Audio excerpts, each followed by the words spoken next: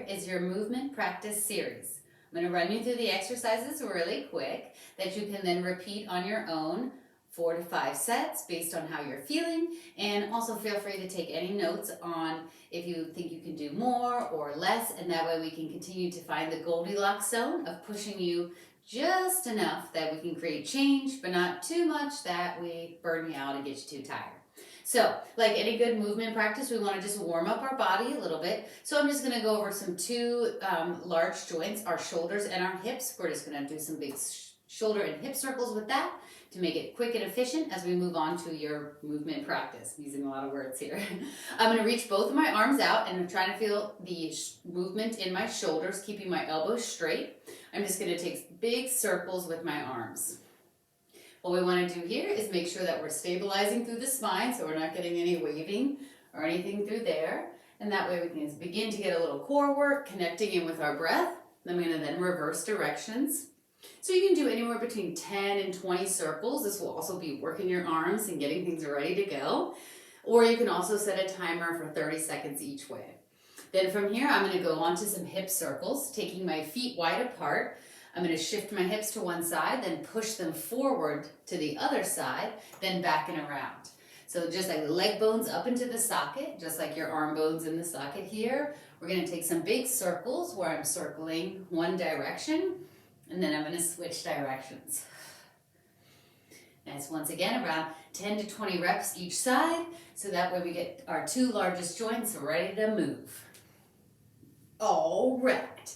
Speaking of moving, we're going to move on to your exercises. The first one being a squat with a hand to knee tap. I'm going to reach both of my arms out wide, pulling my shoulder blades in toward one another. Feet are hip width apart, toes aiming to point forward. I'm going to squat. As I stand, I'm going to take my opposite hand to knee together, back down, and repeat. I listed here about 15 on each side. Once again, we can always play around with our numbers. Squat, hand to knee tap. Excellent. Then from here, taking it into a reverse lunge with a shoulder opener. So I'm going to take my hands and my elbows together at the top, and as I step back into a lunge, bending both knees, sitting into my hips, I'm going to also open my arms out to the side, squeezing my shoulder blades in toward one another so we can work your posture muscles. And moving through this. Reverse lunge with the fly. Now I have you doing 10 on each side, but feel free to explore if you would like to try a couple more, maybe 15 each side. I'm getting winded from talking and show. Last but not least, for our full body, leg and upper body things, are Tai Chi lunges. These ones, very inward experience. I'm going to take my legs wide apart, toes pointing forward. I'm going to shift my weight by bending one knee into the leg. I'm going to then grab my ball of energy, pulling it into my chest. I rotate toward my front leg, and as I push with my arms, I shift my weight to the other side. I then pull it back in to rotate toward my front leg, and push. Rotate and push. That way I'm sitting into my hips, getting a nice little hip opener on the other leg, and working some of these rotational core muscles. Then we're going to take it down to the ground for our last 3 exercises, starting off with a plank and a shoulder tap. So I can get a little bonus stretch by just from here bending my knees to crawl my hands to the floor, crawling forward, coming into a plank. I want to make sure I'm squeezing my booty, pressing my legs as straight as I can, and having the weight over top of my shoulders will definitely make it harder. Then from here I'm going to tap, hand to shoulder, hand to shoulder. Starting off with 10 on each side, just to build the strength of the hands, wrist, in addition to your core and shoulders.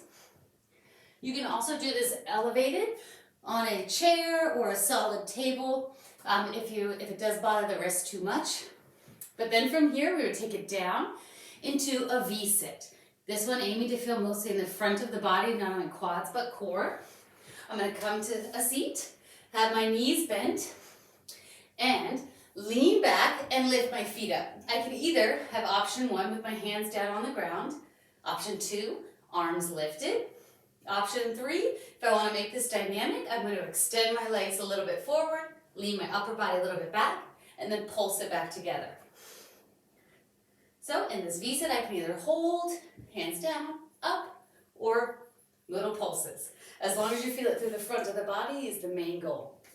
Last but not least, bridges. I'm just gonna come to lying on my back, remaining knees bent, feet pushing down, arms and head pushing down as well. As I bridge up, I squeeze my glutes and back down.